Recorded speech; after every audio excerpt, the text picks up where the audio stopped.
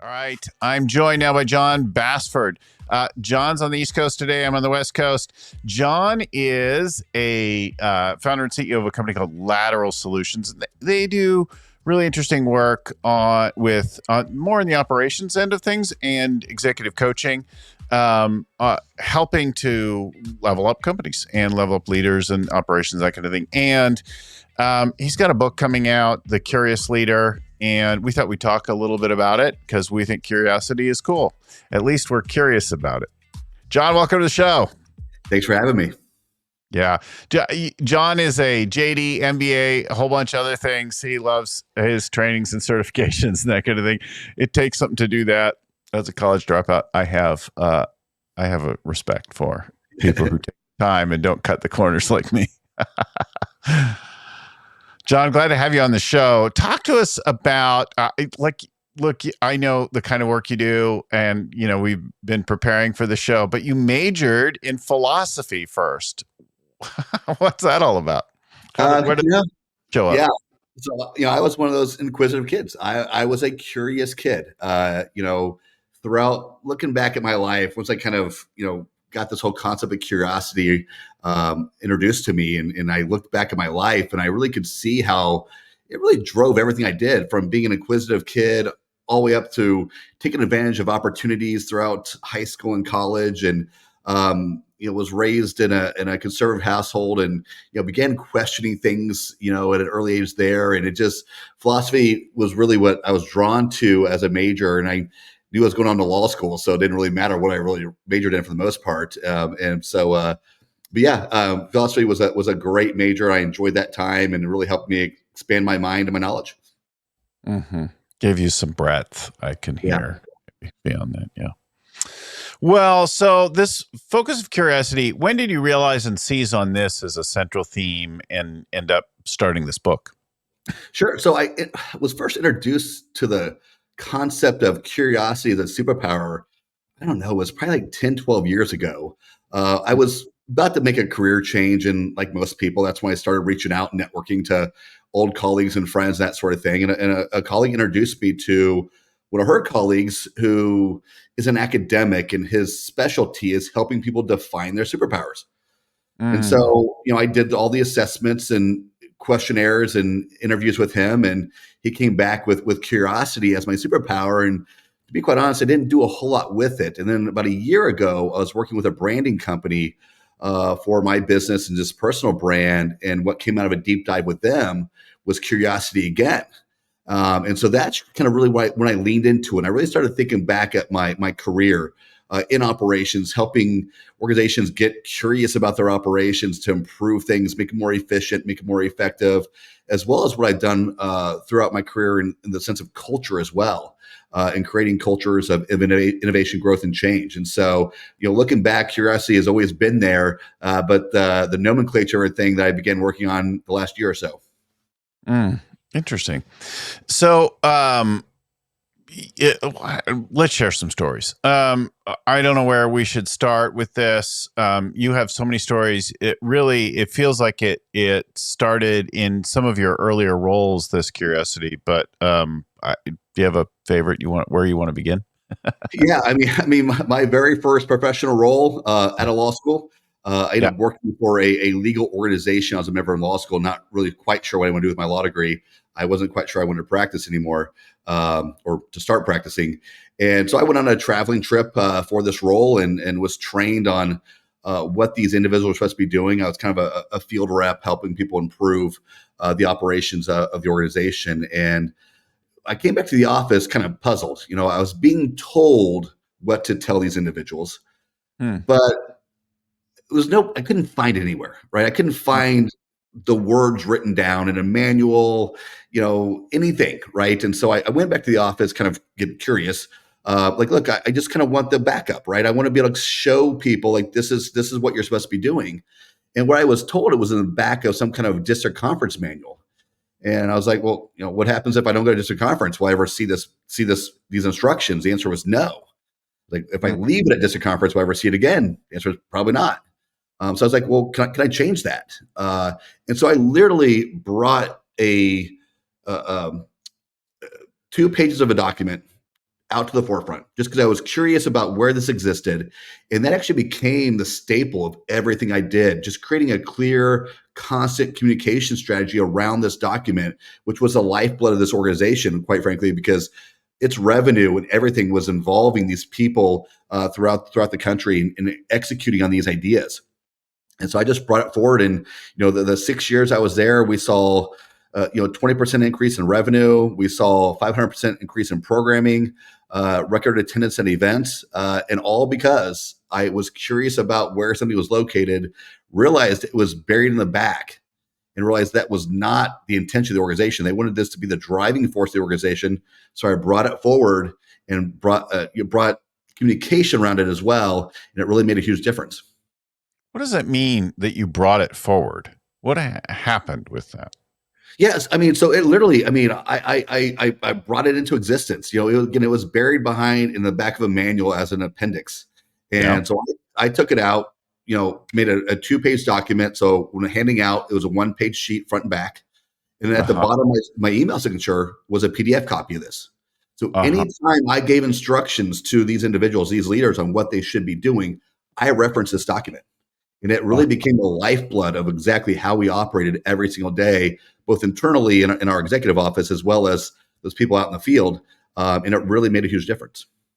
So you found a set of instructions, some procedure in the back. You condensed it, you made it more digestible, and then you started introducing it over time, like referencing it so that it was regularly there. Yeah, and actually when I first discovered this document, it was the word requirement was listed in it. I'm like, again, I'm kind of thinking like this is requirements for these individuals, and it's buried in the back of a manual, right? That's again, I don't think that was just kind of happened, right? And that's what happens with our businesses and organizations is we do things sometimes without overly thinking about them and figuring out if that's really going to drive the results we wanted. And so I brought it out, and I actually even changed it to deadlines and expectations. Just kind of to put it out there, and just like you said, I kind of fed this to everybody little by little. I didn't jam it down anyone's throat. It was a gradual thing, and little by little, it just started taking hold and really transforming how this entire organization operated. It's interesting that you talk about that. I can hear a lot of parallels, but there's a lot of times that companies talk about, well, we got to get all our policies and procedures written out, and they hire a consultant, they put them in a binder maybe, or they spend a lot of time internally and they have somebody and they create binders and references and online resources and things like that. So great detailed instructions. And then they live there. And I think actually the same kind of thing happens with a lot of business plans. They go offsite by themselves or with a consultant or a coach or whatever, and then they create a bunch of stuff, and then it lives there in a document. And then at the end of the year, they go back and they go, well, did we do anything? Like, we laid this out, but how do we know we did it? And I think there's a disconnect, right, between that. I don't fly very much anymore, but I used to fly quite a bit as a pilot, right? And the official like manual and checklist is a fairly significant like 3-ring binder that is often in the seat back of the seat next to you, and so you can reach over and grab it out. But you can't like leaf through a whole thing, right? So you have to memorize certain things, right, that are the most critical things, and ideally you'd memorize them to the point that you could be woken at 3 a.m. and repeat them from a dead sleep, which is a pretty good standard for critical things. And then a whole bunch of them get summarized in a laminated, checklist of 2 sides or more. And in a small plane, it's going to be a 2-sided checklist. But even, I've seen a 2-sided laminated kneeboard checklist for a 737. So you could have the summary high-level things, which could include your checklist for all kinds of things, right? And you need to know how to do your job, but then you refer to the checklist to see if you actually did it, like operationalizing the adherence to those practices. Yeah, and this document was high level, right? It was the kind of the broad strokes of what the expectations were. Then the individual creativity to be able to go how they wanted. And as you mentioned before about manuals just sticking around, I kind of feel the same way about strategic planning.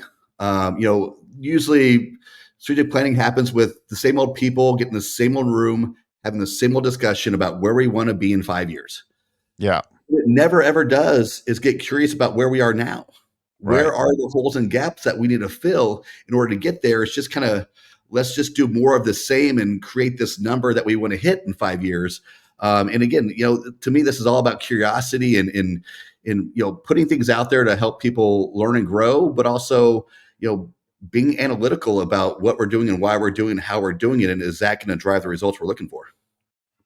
Yeah, I'm also struck by the fact that we have ideas as business leaders, and our teams are also curious, and they're curious. What are our ideas? What are our plans? And I don't think we make them clear enough a lot of times. And we're not curious about what they still don't know or understand. We're so busy with whatever's on our mind and like that. Yeah, I mean, I talk a lot about culture. I do a lot of workshops on culture, and unfortunately, sometimes in my career, I've learned more about culture from the negative aspects of Yeah. organizations not having a positive culture.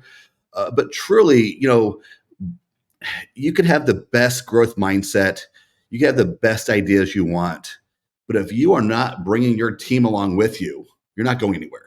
You're eventually going to hit a ceiling because you have to rely on these individuals. And I completely agree with you.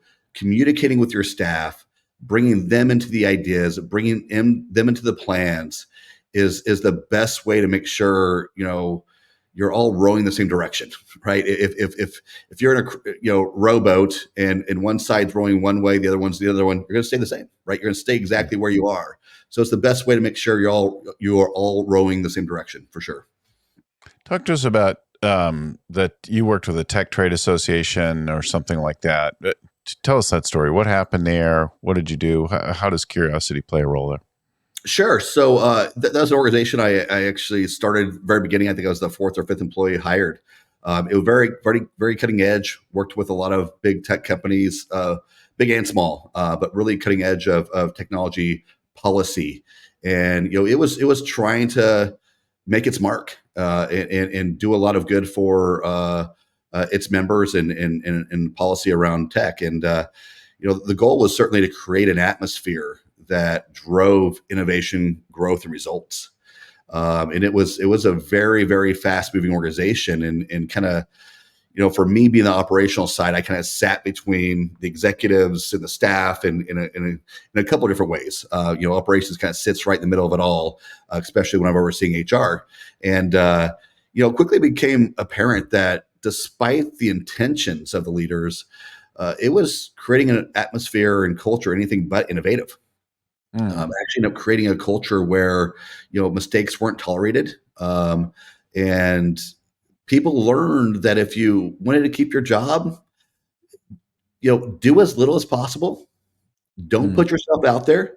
Mm. That was the way to stay safe. And so what happened was people reverted back and just doing the basic tasks. And I'm a big believer in, if you want to create a culture of innovation, almost adopting the government policies on the metro of, is if you see something, say something. Bring up ideas, bring up suggestions, feedback, criticism of what we're doing. That's the only way we're going to learn and grow. And if you have a staff that's afraid to do that, it's going to be hard to innovate and grow. Mm-hmm. How in that organization do you, I don't know, make a habit or practice of curiosity? It just seems like a fine concept, but what do you actually do to bring that to life? Sure. So actually, a lot of it gears around a concept called psychological safety. And Google actually did a study on this. It was called Project Aristotle. And they were trying to define what determined whether a team was successful or not. They had their Mm-hmm. theories on intellect, diversity, all these things. And what it came back was psychological safety. And it's this notion that we have to create this environment for our staff where they feel valued, where their opinions and ideas feel valued, where their contribution to the company feels valued. And so there's a couple very, tangible things I think people can do. For one, when you're having meetings, what normally happens? The leader speaks first, right? They give their ideas, their thoughts, and that's just going to, turn everything in that room that direction. So we Mm-hmm. could have the best idea ever, but if it contradicts the CEO's idea, it's probably not coming to light. So Uh, instead, create an atmosphere where your staff can talk first and talk freely. When you open up your meetings, let people know that this is an open forum. We welcome suggestions. Create environments where people are allowed to give feedback. Some other ideas too are like, people always cringe when the new guy or new person speaks first in a meeting.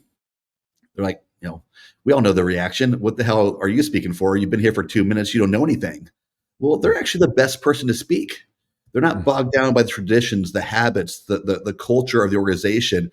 They're bringing a fresh set of eyes and ears to everything the organization is doing is actually the best one to get feedback. So, just really getting to know your staff, what drives them, what makes them tick, and creating an atmosphere that lets them know their voice is heard and wanted, and you'll really start seeing things change and grow. Mm-hmm, mm-hmm. Yeah. So if you are coaching me to be more curious, right? I like on one level, I am curious, right? I'm like super eternally curious but it's actually and I'm speaking for real, right? About myself, right? So, but at the same time, I'm smart, I'm deeply experienced, and I'm for sure arrogant. And so while I'm interested and my curiosity's piqued by things, I naturally kind of start a place from, oh, I know everything.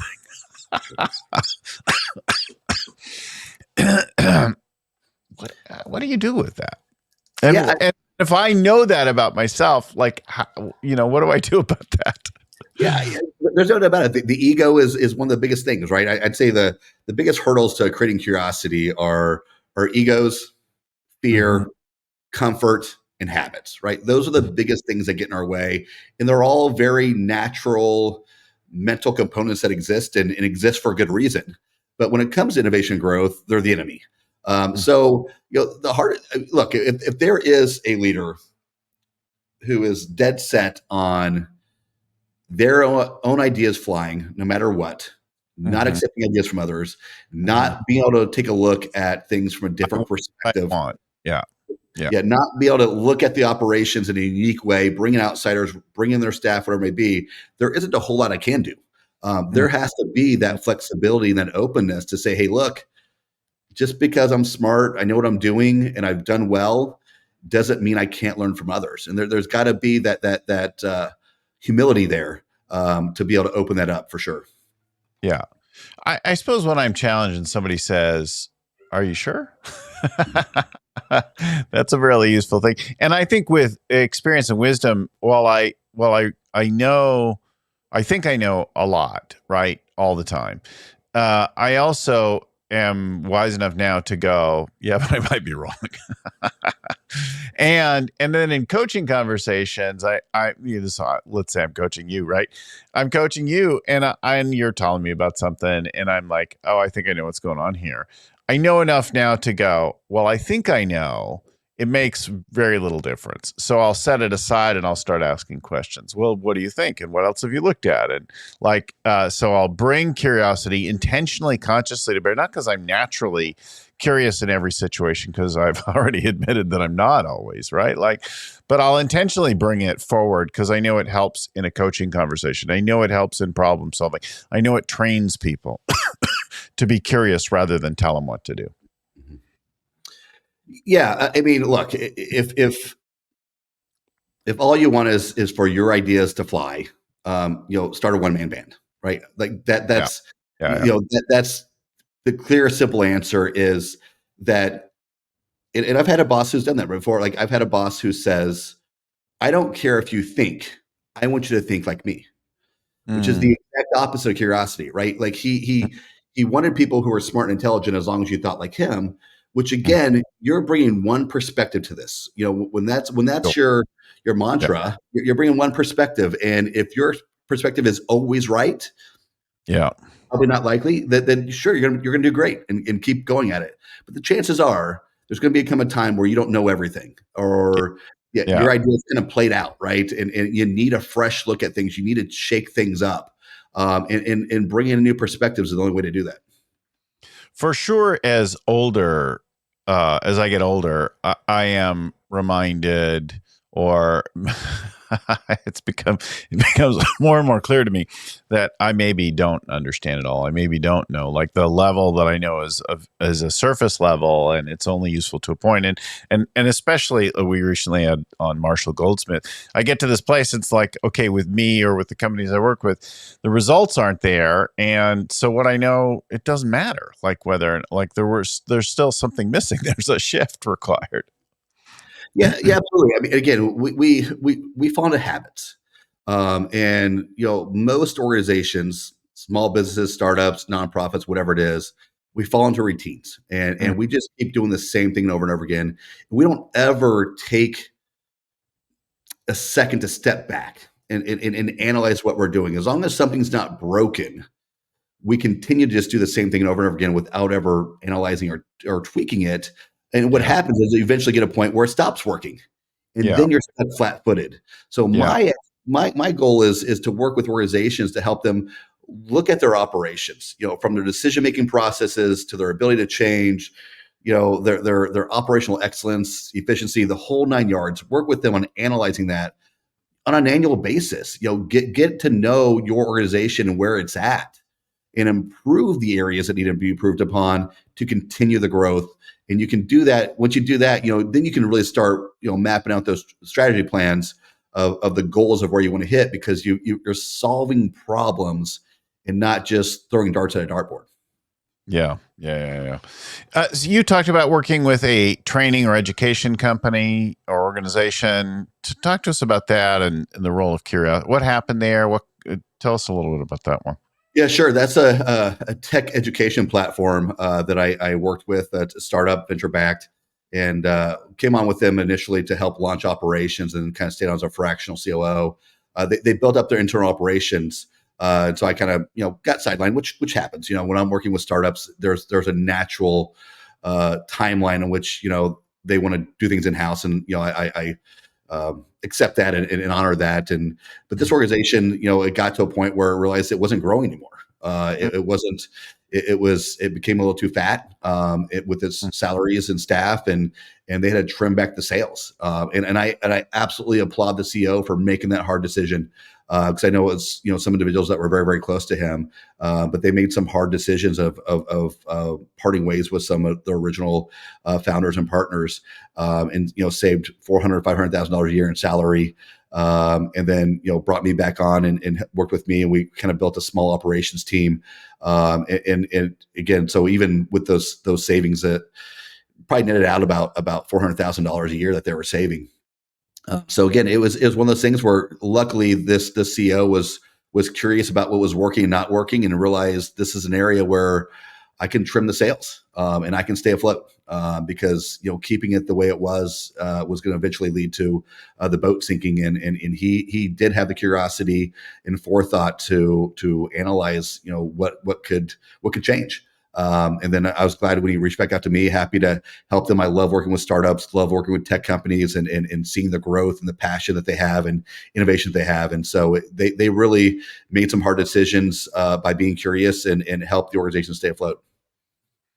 If I wanted to, for myself or somebody on my team wanted to develop or increase my curiosity, what are the habits, structures, routines? What are the hacks that you would have for us? Yeah, I think one good way to do this is making it a part of your review process for employees. Hmm. And I'm not old school on reviews. I don't believe in that kind of the once a year annual review. I believe it should be monthly, quarterly check-ins to see how things are going. And a big part of that is not just where are you on what you're supposed to be doing, but making an active part of that process to what do you see that's going wrong? What are the areas in which we can make improvements? Getting feedback from everyone. We don't live in a day of manufacturing lines where you are assembling one part 100 times a day. Every organization, every department in the organization, every employee touches different aspects of the business in different ways. If you're accounting, you are working in sales and marketing at the same time. Every single person has a unique perspective into how that organization is run. And so one of the key things is breaking down the silos, breaking down the hierarchy, letting people speak up, letting them give opinions, creating that atmosphere in this review process of providing that feedback is the greatest way to learn about your organization, and then take that data and intel that you get and execute that. I think that's one of the most simplest ways to really create a more innovative organization. Otherwise, I think it's a good practice to bring in third parties from time to time, bring in that fresh set of eyes, bring in that fresh perspective, have them analyze what we're doing, why we're doing it, and how we're doing it. And that's, a great way to kind of just jumpstart some change. Mm-hmm. Yeah, one of our company values is think and ask why, and challenging the norms, that kind of thing. But bringing curiosity into a regular thing takes some muscle. Like I honor it, I cherish it. It's core to what I do. But I'm also continually being pulled into being the smart rat who, at first glance, thinks he knows everything, and being reminded, like developing that, are things that I'm really proud of. But like bringing that to regular to bear in places where it's not naturally there, right? Like is the key. Yeah. I mean, building a culture, especially building innovative culture, it has to be led. And in my opinion, it has to be led by the top. Sometimes I cringe when people talk about doing kind of the brainstorming sessions of what kind of culture do we want. If you ask the staff that, you're going to get a very different answer than what the CEO or owner wants. So I'm a big believer in bring them along with you when the culture changes, bring them along with the vision of the culture, but it's got to be led from the top. The CEO, the owner, has got to put in mechanisms that allow for that input, check their ego, bite their tongue at times, and allow for the free flow of ideas. That is, to me, that's the best way to kind of create these environments and really help your organization innovate and grow. In our preparation, you talked about some Greek organization or something like that. What was that? That was the first organization I worked with, where I brought that document to the forefront. Got it. Thought maybe we missed one of the good stories there. Good. What are we missing from the book? Like we've covered a few of your stories and ideas there. What haven't I missed? Yeah, let me kind of tell you another one about. So I kind of look at becoming a curious leader as three shifts. You got to have a shift to a growth mindset, a shift to operational excellence, and then a shift to a curious culture.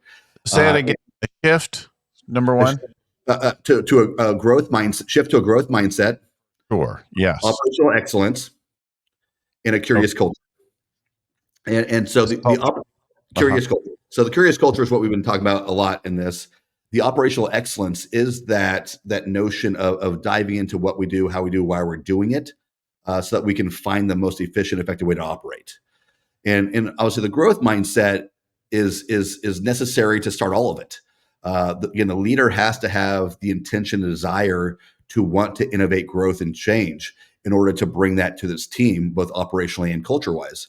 And there's an organization I worked for. I was brought in as kind of a change agent. It had a couple of years in the red, had just decreased half its staff, was really kind of struggling. It had some success for a number of years, and it just kind of stopped all of a sudden. In one of those type of situations. And I really came in and I rebuilt every department one by one, starting with the internal operations, the finance administration side of house, and then moved to marketing and membership and all these other things. And I brought about a lot of change in 2 years. But there was a certain point to where the change ended up being too much. And there's a story that kind of shows this. We had a competitor there that was popping up, and they came out of the gates in a blaze, and they were killing us. And over our seat, probably number one organization in this field.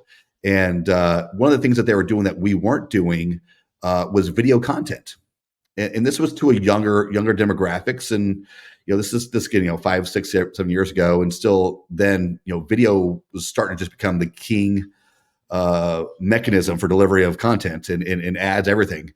And so I positioned to the CEO and founder. I said, hey, we really got to move into the space. We're getting left behind. And the answer was, that's not what I envisioned when I founded this organization 27 years ago. Yeah. And my thought was, Really? You didn't envision video before Instagram, before TikTok, before Facebook? You didn't have that forethought? Another crazy thing about one of his sayings was he used to have this saying to inspire the staff, saying, "We were founded the same year of Amazon. Why aren't we Amazon?" Hmm. That's your answer, Hmm. because you didn't think of something 27 years ago, therefore we can't do it today. Um, Amazon didn't launch AWS because they had a desire to get into storage, data storage. They were designing a system for their own data and said, Yeah. "Hey, there's a business model for this." And now it's one of their top line revenue streams. That kind of, I don't want to say happened by accident, but like they didn't start a book e-commerce store to do data storage, but they changed and adapted, and that's what this organization had stopped doing. It stopped looking at the trends and what they needed to do to really kind of reverse that downward trend. That's a really interesting story about shifting that. I love that. So growth mindset Mhm. always is like a beginning. Like and I think like growth goals and growth mindset are two different things, right? Mhm. Mhm. Yeah, 100%. Yeah, yeah. I mean, goals is, again, I kind of see the goal setting and strategic planning a lot of times is it's aspirational. It's kind of just sits out there in the ether. Hmm. Good things to have, good things to shoot for. We want big, but now are you Yeah, willing to change? Yeah. Are right, you right. willing to be curious? Are you willing to develop new skills, new capacities? 100%. Again, and that falls back into our conversation about the ego, right? Yeah. It's being able to get rid of the notion that what we founded 27 years ago, and my vision then is will still make us last to the end of time.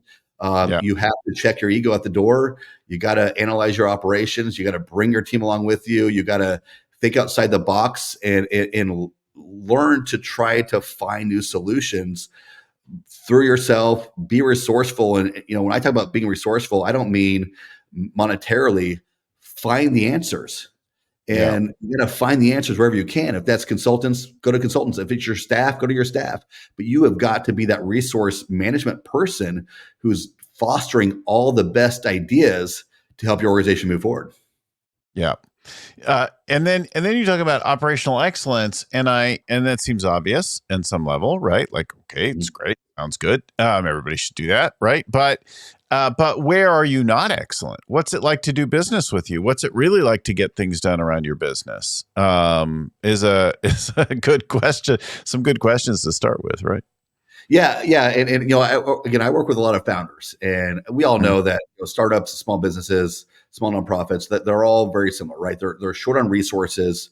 They're trying to do a lot with a little, and one of the biggest things that I've seen happen is that the CEO, founder, or whatever, trying to do too much on their own. And Yeah, if you ask that CEO or founder, you know, when you're building a team, do you want to build a C player team? yeah, They'd say, no, I want an A team. Well, right. okay, well, you're doing this that you're an A at. You're doing this that you're a B at. You're doing this you're a C at, D and F. You have Yeah, just created a C team because you are doing too many things that you're not an A player at. And they yeah. often, what they do is they outsource or bring on people that cover their true zone of genius that allow them to help start that company and start that business.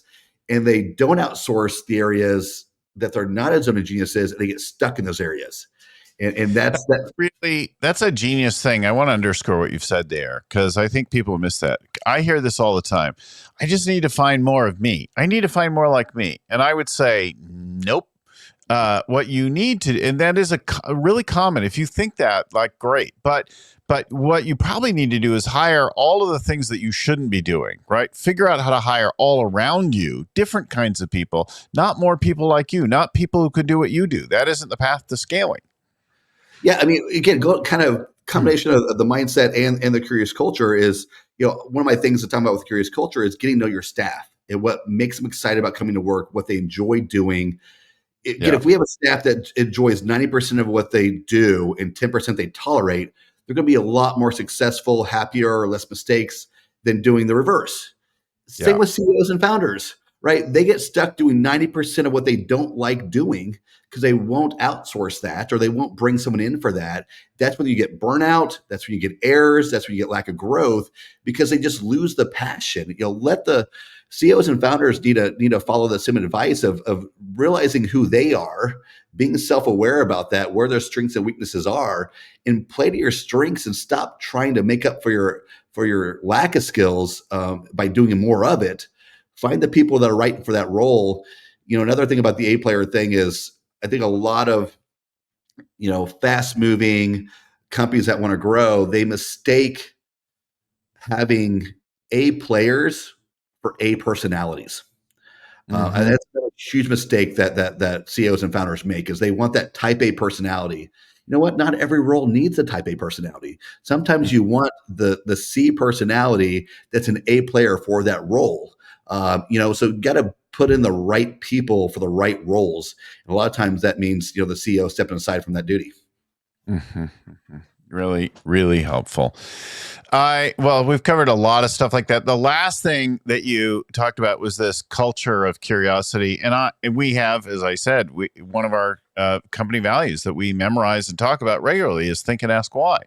And we bring that to some places and we challenge that. But I would say among all the values, that is not the one always that gets the most attention. I don't actively think about it. So it's really helpful for me today to think about where could I bring think and ask why to more areas. And I will bring it to my quarterly plan update and to my annual thinking for next year, which is, just beginning now. So I think it's a useful place for all of us to think about what does that look like. But for me personally, where it's enshrined in our thing and central to a business of a coach who needs to be challenging and causing people to think is like, where am I not doing the same thing, right? Yep. You gotta step back. You gotta look at things differently and allow the ideas to flow and just allow for that environment, right, where feedback and ideas, questions can just flow easily. So, Jon Bassford. JonBassford.com is the website. John without an H, and Bass and Ford, just like they sound, JonBassford.com. If you happen to be just listening now somewhere and not looking at it. But if you're looking at the screen, or if you can look at the show notes, or you want to go back later, there'll be a link in there, JonBassford.com. The book will be out next year, probably The Curious Leader. And so we may do some follow-up earnouts on that when it comes out. But I appreciate you coming on today and sharing some of your wisdom and stories and that kind of thing with us. Thank you so much. Enjoy the conversation. Thanks for having me. So a reminder to all our listeners, go to our website. If you want, more than 600 shows now, roughly. I don't know. I might be wrong. I'm curious. We're close to that about the time this one comes out. And all the show notes and all that, like you can search almost any topic related to growing, scaling your business, getting the team right, the leadership required, the strategy, the execution, even improving the cash position, the valuation for the company, all that and more at scalingcoach.com. A workshop every month, a newsletter, some good free and inexpensive kinds of things like that, coaching programs that run the range from fairly small companies up to very large, all rooted in the world of scaling up. And big thanks to my friend and mentor, Vern Harnish, who created the whole scaling up framework and the Rockefeller habits that come before it. Our updated version of that just came out. Start to Scale is out now in bookstores. So, and thanks to the folks at Storion who got our show ready. Cameron is in the background right now working on this show. And Seth and Christelle also, who get our show ready and out every week. Thanks again, everyone, for watching, for listening. Until next time, keep scaling.